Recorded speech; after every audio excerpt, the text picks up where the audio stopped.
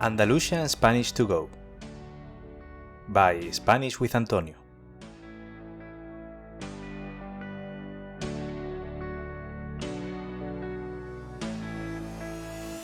Hola a todos y a todas. ¿Qué tal? ¿Cómo estáis? Bienvenido al episodio número 53 del podcast Andalusian Spanish to Go, el podcast para estudiantes de español de nivel intermedio y avanzado que quieren progresar con su español a través de materiales auténticos e interesantes y escuchando un acento muy peculiar de la lengua española, el andaluz. Si esta es la primera vez que escuchas este podcast, me presento. Yo soy Antonio, profesor de español y fundador de Spanish with Antonio, una plataforma con la que pretendo ayudar a estudiantes que, como tú, sienten pasión por la lengua y cultura española.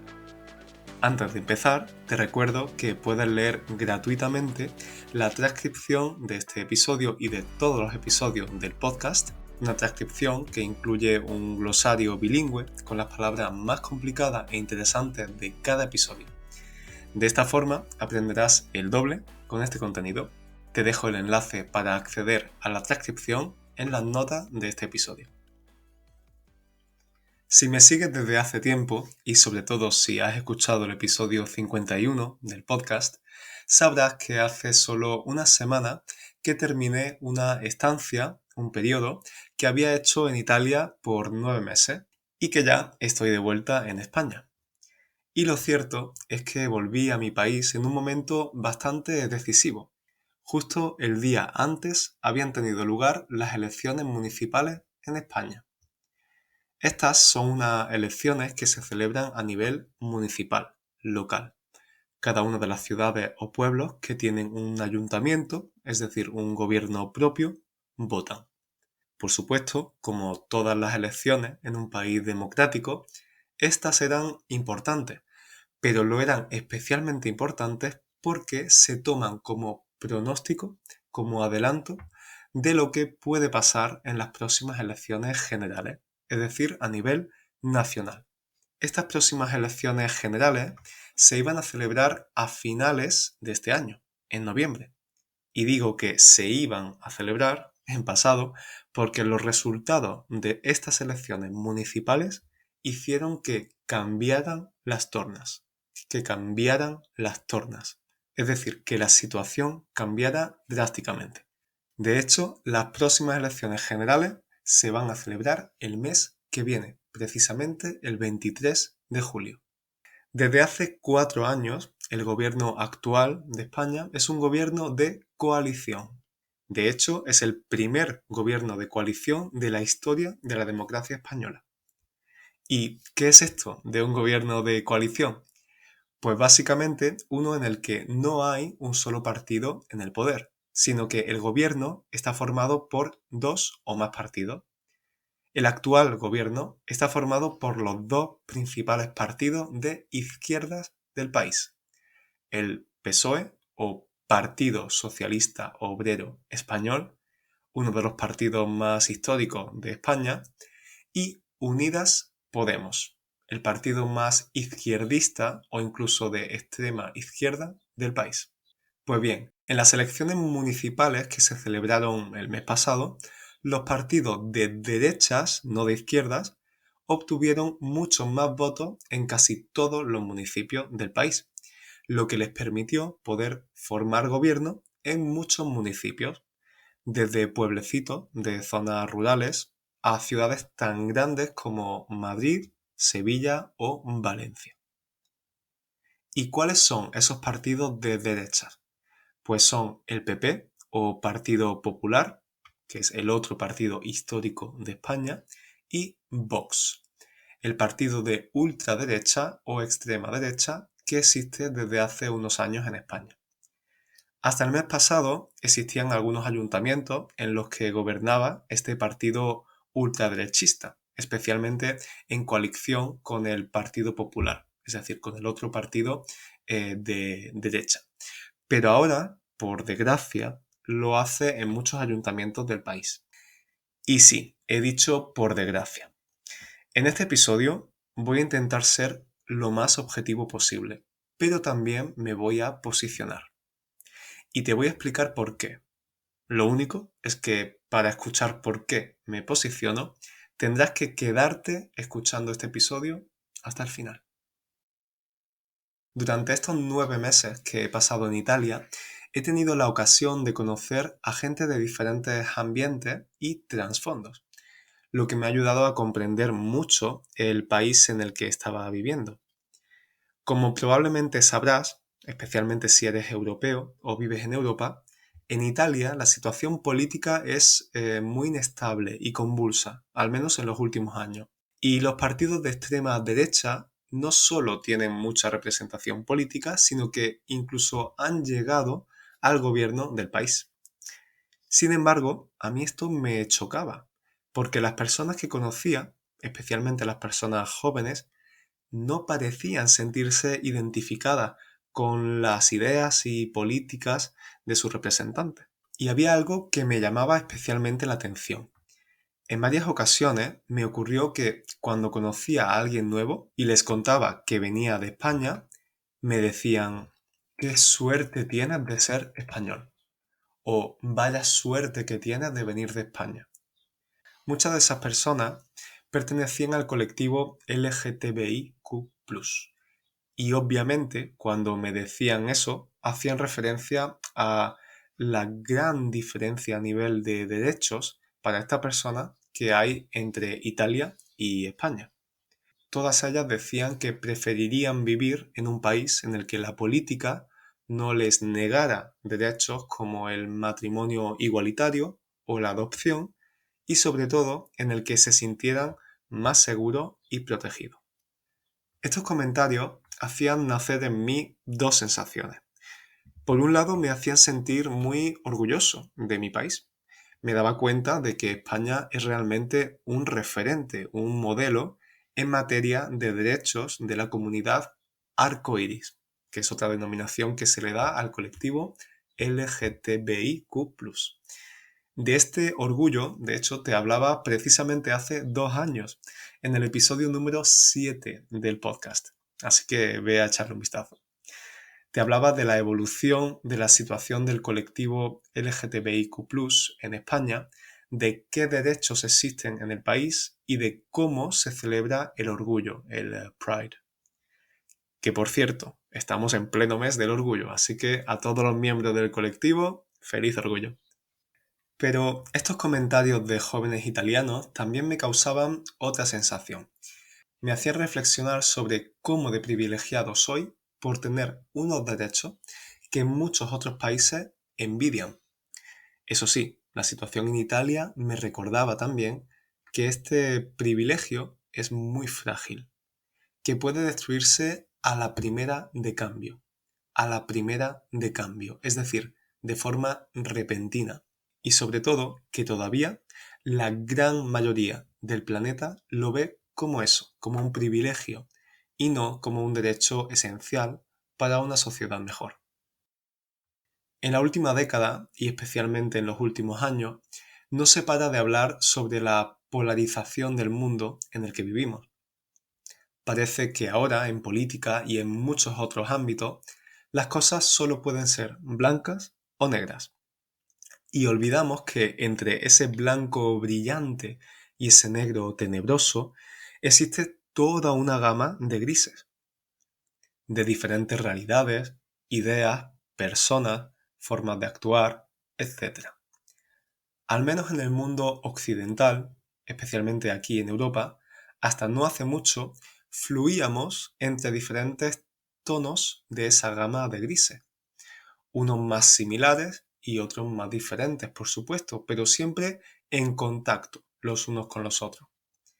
El blanco brillante y el negro tenebroso existían, por supuesto, pero la gente no se sentía lo suficientemente cómoda como para expresarlo.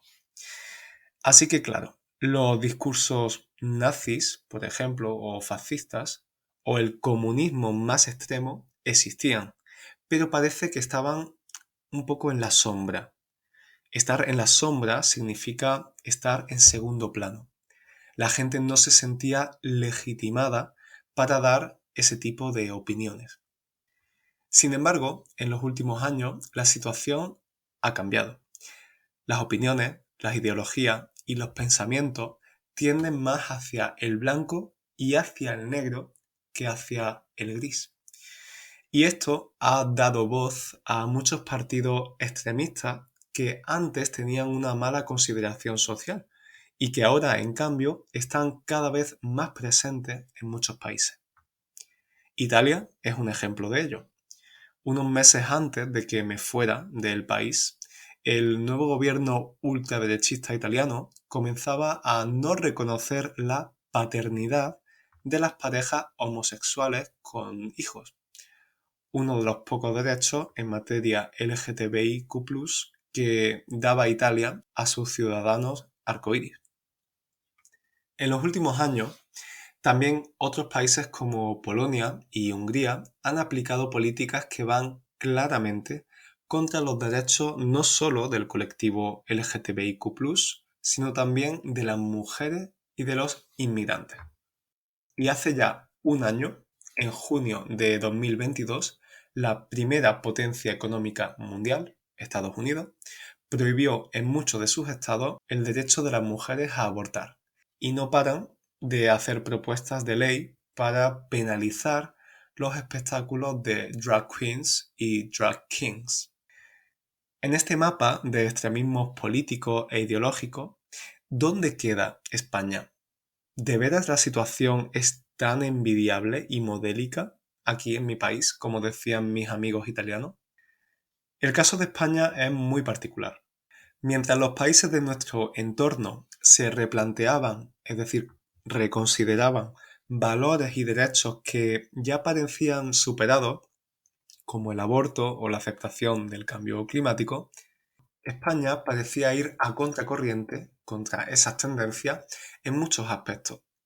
Te doy algunos ejemplos de ello. En 2020 se formaba un gobierno con más mujeres ministras que hombres ministros. Por primera vez en la democracia española también se creaba un Ministerio de Igualdad y solo hace unos meses, en febrero de 2023, se aprobaba la controvertida Ley Trans, una ley que prohíbe las terapias de conversión, es decir, terapias que intentan convencer a las personas del colectivo LGTBIQ+, de que su orientación o su identidad sexual es un error y deben cambiarla, pero además esta ley trans también permite que cualquier persona de más de 14 años tenga el derecho de determinar si se siente hombre o mujer. Gracias a esta ley, España ha conseguido posicionarse en el puesto número 4 del ranking de países más respetuosos con el colectivo LGTBIQ+. Es decir, todo esto parecía indicar que España era un oasis progresista en un continente polarizado y con tendencias retrógradas. Retrógrado significa que va hacia atrás. Pero, como dice el dicho, no es oro todo lo que reluce. No es oro todo lo que reluce. Es decir, detrás de algo bueno hay cosas negativas también. Y es que este oasis era y es solamente una parte de la realidad. Mientras se conseguían todos esos avances progresistas, el extremo opuesto estaba creciendo y tomando más fuerza. Y la prueba está en que en estas elecciones municipales que he mencionado al comienzo de este episodio, la ultraderecha ha conseguido más representación que nunca. Y esto ha ocurrido a pesar de decir sin tapujos, es decir, explícitamente, sin esconderse, que quieren eliminar todo el progreso social que se ha tardado décadas en conseguir. Vivimos en una sociedad democrática que, aunque parece ser el sistema de gobierno perfecto, también tiene sus fallas, es decir, sus defectos, sus aspectos negativos. La democracia nos permite a todos tener libertad de expresión, pensar y decir lo que creemos que es correcto o incorrecto. Y yo creo que ese es el mayor valor de una democracia. Por ejemplo, yo puedo estar de acuerdo con que me suban los impuestos, aunque no me guste pagar más, evidentemente, porque sé que así mi ciudad va a estar más limpia, voy a disfrutar de la seguridad social, o porque sé que el país está pasando por tiempos de crisis y hay que compensar un déficit. Y por otro lado, mi hermano puede no estar de acuerdo con que le suban los impuestos porque considera que está pagando más de lo que debería, porque cree que los impuestos no se distribuyen justamente o porque cree que el gobierno del país no se ha organizado bien. Es decir, mi hermano y yo podemos tener opiniones diferentes y eso está bien, es respetable y es hasta enriquecedor. Además, cambiar de opinión también es normal.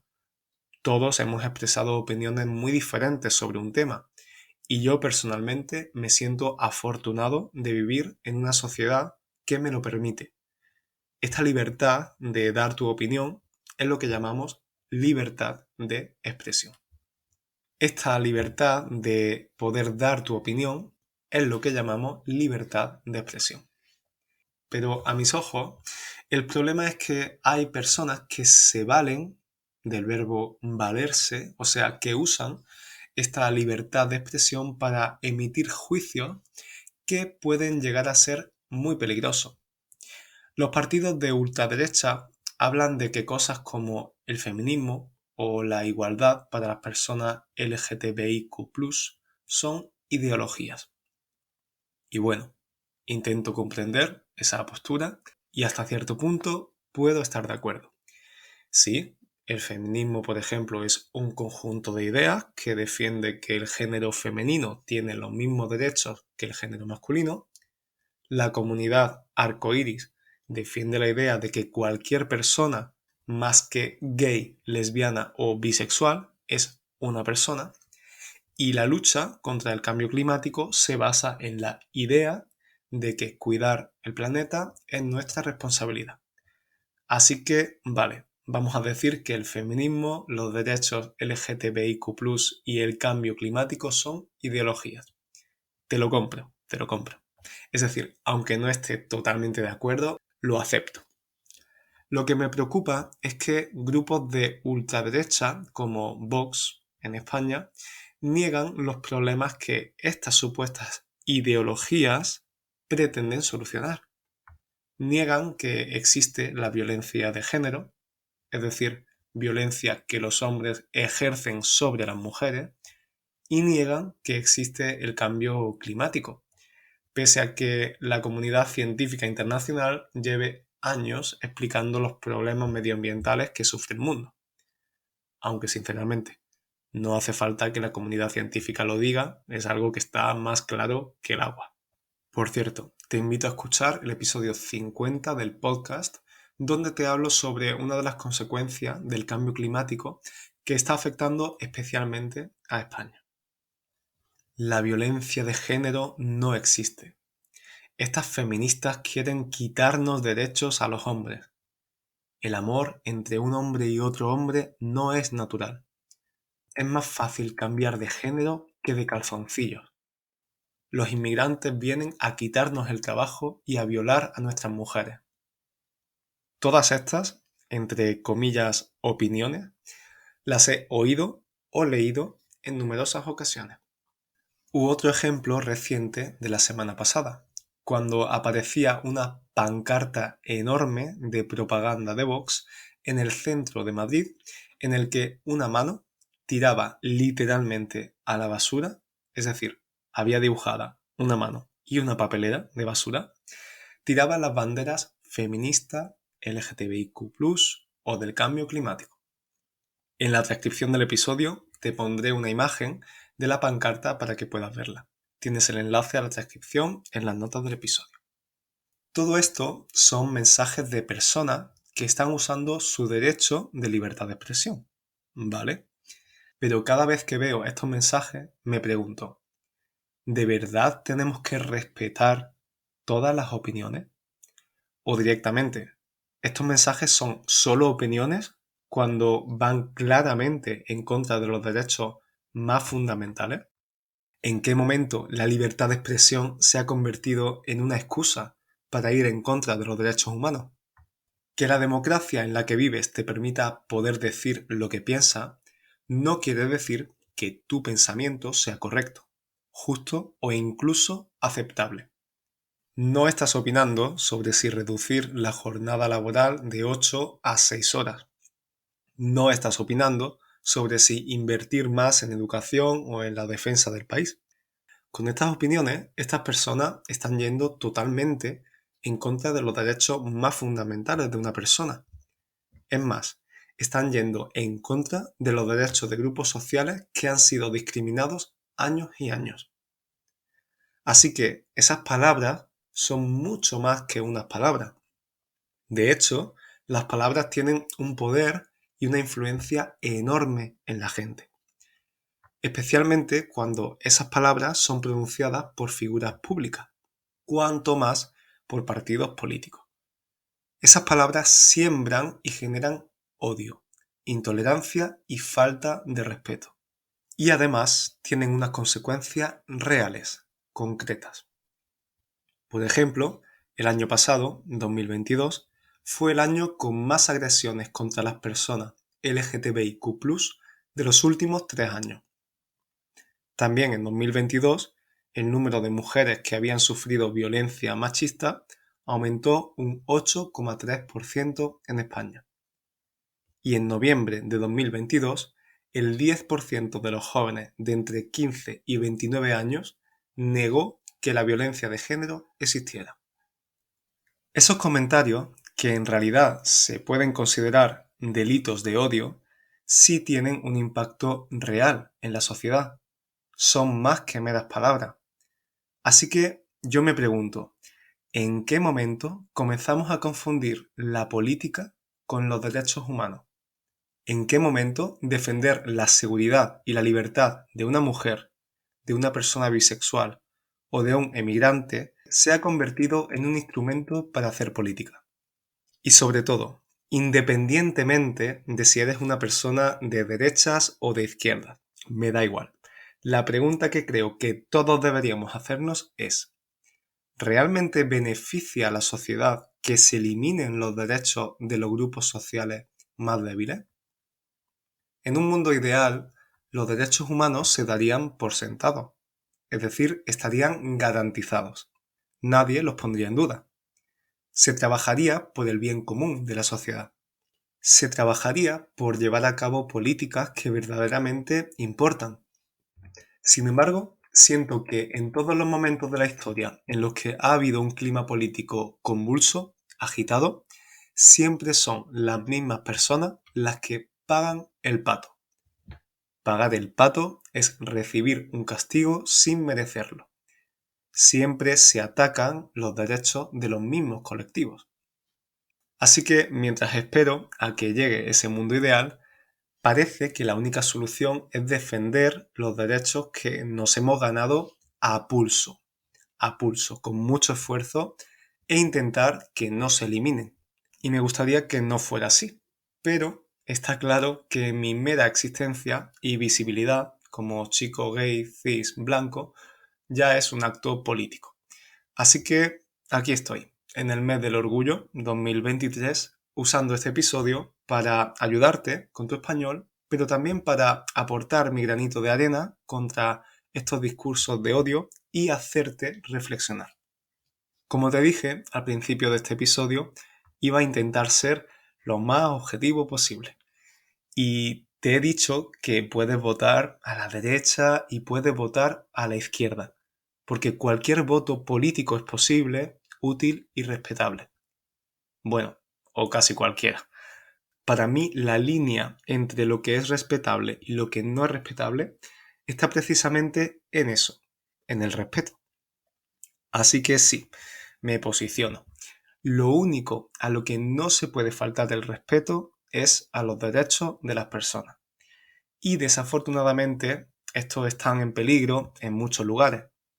Por eso, seas del país que seas y esté tu país en la situación política y social que esté, antes de dar tu voto y poder a un partido o a otro, te invito a que te preguntes, ¿está este partido politizando algo tan básico, tan esencial para una sociedad mejor como los derechos humanos?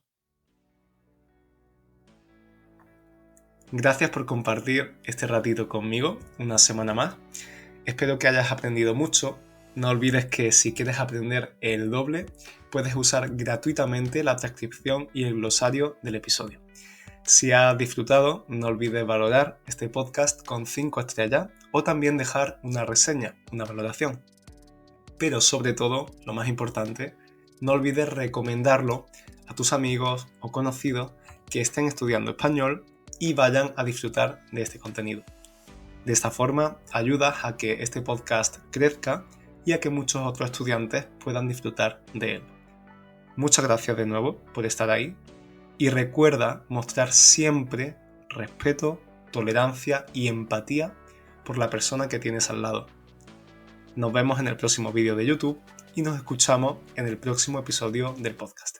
Chao, cuídate.